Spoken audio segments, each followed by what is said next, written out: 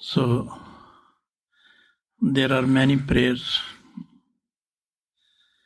Some people make prayers just to fulfill their wishes on the level of mind and senses. Prayer is the condition of the heart. Prayer is the condition of one's thought. Maybe it is not spoken, but it is there. Like the fire which is dormant. So some people make prayers just to get rid of some problems. Some people make prayers to be very rich in the world, to be good in the eyes of others. They want to be popular. Some people pray for salvation. Some only pray for the sake of love of God. So the prayer which we do on the level of senses, that's for the worldly players. If our prayers are heard, we are very happy. So in the world, you see, people all say, no, I am not happy. Some people say, oh, we are very happy. We are happy, but we are not contented from within. So we use the God power. We wish Him only on the level of worldly way. If our wishes are granted or if these are given, we say, oh, God is very happy with us. If those wishes are not fulfilled, we even abuse the God power. Oh, who is that God power? He has not done good thing for me. So what is the most important, which is the most lovable prayer, which all masters stressed upon us? Guru Nanak prayed. Sant Kirpal Singh also prayed. All other masters, they prayed for it. They want Him, only Him. So what is there? When one cries helplessly, the God power comes to help. Then help is there. So far we do it, we pray with our own helps. Help is not possible. Help is only possible when you become helpless. When you surrender to that power, then this power comes to help you. You know, there was a wife of Pandavas, Draupadi. And her test was there because the other party could win her, and she came into the possession of those Kaurus. And now they want to make her naked in the presence of lot of people. So she prayed to the Lord Krishna, because she was devoted to Lord Krishna. So Lord Krishna did not reach. So then she became helpless. Then the power who is innate in us, we call it by many names, Christ power, Master power, God power, that is within each one of us, and He is the Master of the whole creation, that is within us, that is the life of our life. We are in the body due to Him, due to that power. When that power withdraws from us, we are no more in the world. We have to lose this body. So that power, which can materialize, can manifest, it has all possibilities. He is self-consistent. He is self-existent. It is no barrier for that power. That power came to help her. So who was that power? Ninth Guru, Guru Tegh Bahadur writes, it was the Karuname. Karuname was the power who was the power who created the highest post, highest place in the domain of God. He became the creator. As Kabir came in all the four ages, Satsukat, Maninder, Karuname and Kabir. So Karuname was that power who came in the silver age. So that power is within us. That is called the Christ power. When we cry helplessly, this power comes from within and He solves all our problem. So that is what is also written in the Holy Bible. I shall never leave thee nor forsake thee till the end of the world. So that power would not leave us. He is our Father, or He is our beloved. So far the lover does not yearn and does not become beloved himself, then he cannot find the beloved. He has to mold himself in the life of the beloved. So that's what happens in the life of all masters. They were love personified form because love was overflowing through them. Wherever they went, they gave the radiation of that love everywhere. They scattered this love. If something is holding the whole creation, the whole manifestation, that is out of the love. Love is a binding factor, and you cannot separate it from your life. This is innate in the soul. We are the same sense as that of God. So when Lord Krishna reached there, and she said, I remember you and you didn't come, why you have come now? He said, to whom you remembered? He said, Lord Krishna. Of which place? From Vrindavan. He used to live at one place, it is called Vrindavan. Oh, then I had to come from Vrindavan. So this power, he said, this power was within you. He said, yes, that power helped me. So this power is too close. This is why it is said we have direct and independent contact with God power. There should be no person in between. That is the power.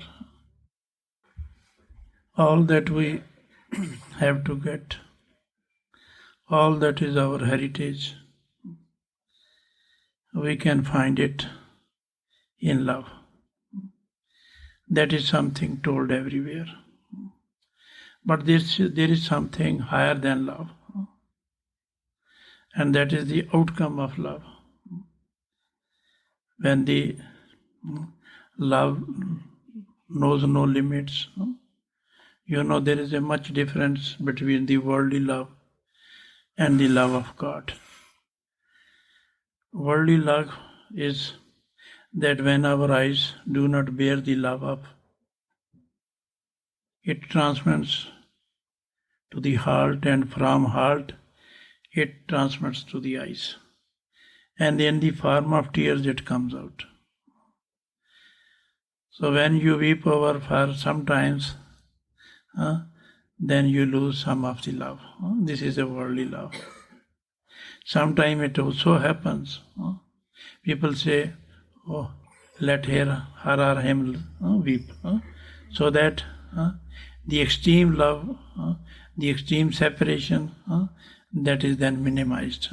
That is a worldly love. So this is not a love, this is a attachment. But God love is the heart of the saint over here, at the seat of the soul.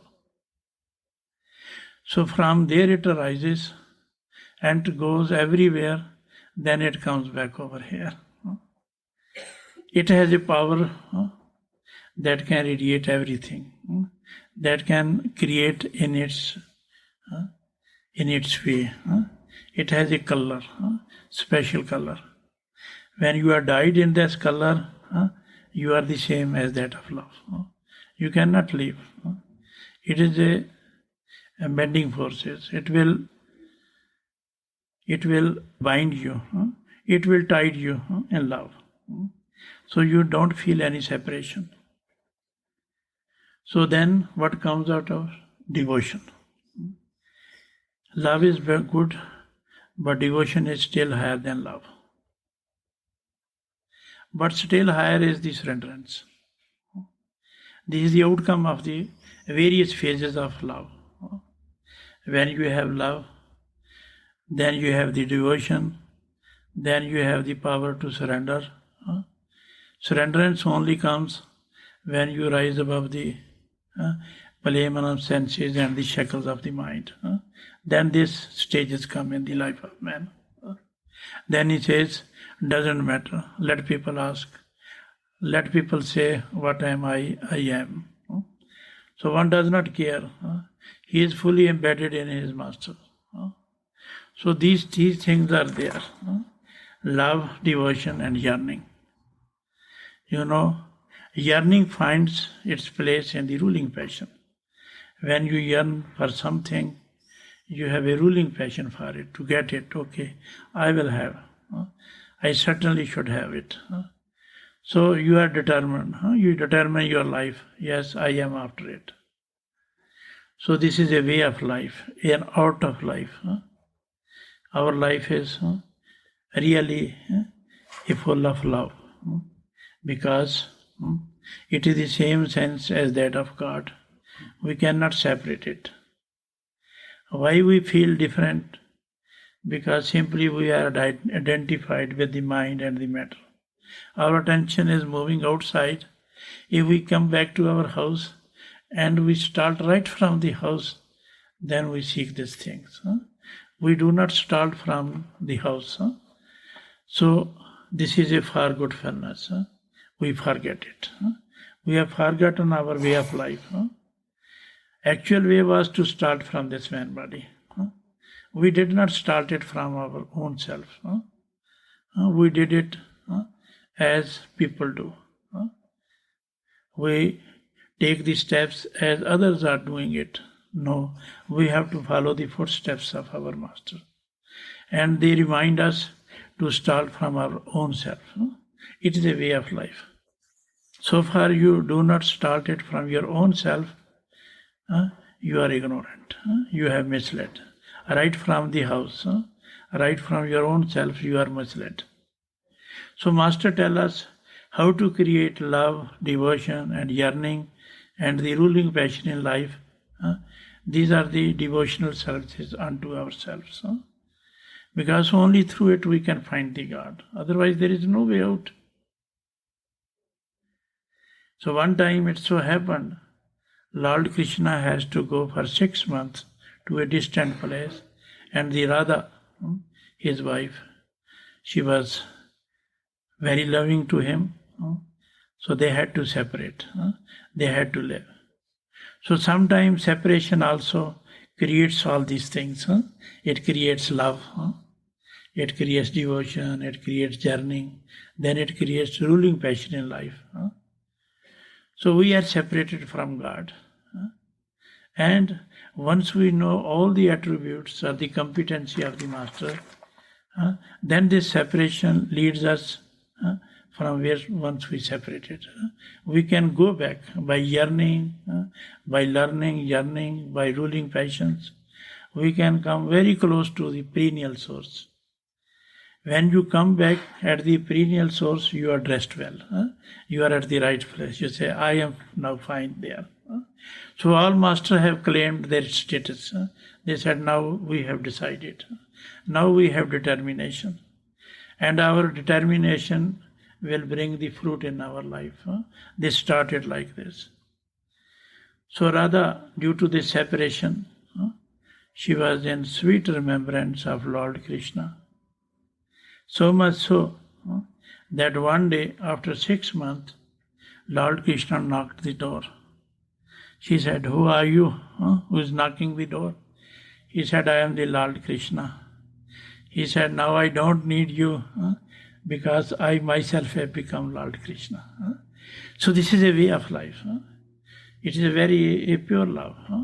Pure love only comes through not only love. Because when we only create a love, then we create hope. We create some hopes to have that love. No, hope is not there. There is no need of any hope. Hope is also a state of mind. It is a hindrance of the mind. It is an obstruction in the way of love. It is a barrier. All these hopes are the worldly way. We cannot put hope on that things. It is your heritage, you must get it. Why hopes are there? You are given this birth. You are entitled to come only in the man body to have your heritage back. You are love personified power. You are the same sense as your father. So we have to become like him. So our purpose is to create all these attributes. These are the attributes in life. More you gain, more you are close with him. So Master tell us how we have to create. It is such a thing. If that comes in the life, that will change the life at once. Then you would never have a darkened view. You will have always the bright view. Because once the love settles in, then you have lot of attributes. What are the main attributes you get it? You know how to sacrifice everything for the sake of love, for the sake of meeting the Lord within you. You have a sacrifice. You wish to sacrifice everything. You say, oh, I don't need it. What the negative power does, he will create you lot of wishes around you. So when you have a ruling passion, you say, no, I have sacrificed everything. So those wishes would not have any meaning with you. You repel them like anything. Oh. So one master has told, the third master of the Sikh Guru Amar Das, he says, if all the good things and all the riches of the three worlds, they are put together, a person who has a yearning for his godhood, he will never even look at it. Because this is useless for him. This is just like a matter. And he is very dreaded of this matter. Because he knows we spoiled our life. And we are spoiling our life for a lot of reasons. And these reasons do not leave us. We are fully entitled to them and they are entitled to us. And we cannot be free from those facts. So these can be the very hard facts of life. Master went through them and they taught us the very lesson to get rid of those hard facts.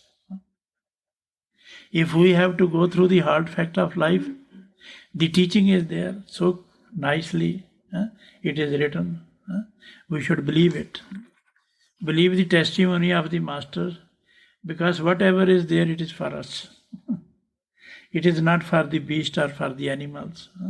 It is for those who have the discriminating power. We have the discriminating power. We are in this holy body. It is the true temple of God because of the discriminating power. When our Master comes to you, whenever the God into action power dwells in human form, dwells in flesh, he always comes with discrimination power. So he blesses all, he multiplies our discriminating power in lot of ways. How many ways are there? Lot of people have different ways. So it is the master power, it is the beloved, how he can please her husband. She knows it. Master is the beloved. She has all alt. Beloved has all to please her husband. She knows, I have not to leave my husband. I must cooperate. Like a good mother, so far the child is having those sighs in the breast. The mother hugs him again and again till the child is silent. Oh no, my child is happy now. So Master makes us happy. He knows from where the problem has started and how the problem will end. He knows already. So he knows the beginning and he knows the end. So he knows our habits and he also knows how to overcome our problem. If we leave unto him, if we surrender to him, and that is only possible when you have the love for him, when you are fully devoted to him. Otherwise, no yearning is there. So yearning is there when we say, oh Master, now we want you, we wish you. Maulana Rumi has told, oh God bless me with this very turn of life. This is a turn of life, a rare opportunity that we are given in this human birth. It is to meet God. He says, I have been in this world like grass. I was cut millions of time, and millions of time I grew again. So I was cut, I was growing. Oh, I am knowing my plight. I was so much disturbed, and this much I know with your grace. Now it is my turn. Please bless me. Please bless me at this very moment. I don't want to come again. I want to join you because I have come from your source. And there is no source. 100,000 birth, ages upon ages, I have been here. I have not found any source in this life where I may be adjusted anywhere. I couldn't be adjusted. I did not find any place in the three world where I am entitled to. I have no heritage anywhere. So your source is lovable to me. Please bless me with your source. Bring me to your lap. So the Master all yearned for it. They make prayer after prayers, 1,000 prayers. So one Master says, how should I thank the Master? If my eyes becomes 1,000 eyes, then it will not fulfill my desire to see him. If from each pore of my body I start to look at my Master, and who is the Master? That is the radiant form of the Master. You don't look him from outside, try to see him in the radiant form. He is something else. He is very lovable. And so the Master of the whole creation is only the one. He is the doer. If really you cross over all these phases of life, these are the barriers. These phases are the barriers without which we cannot live in this world. But why should we live in this world when the purpose is to leave this world and go back? So Master reminds us in many, many ways.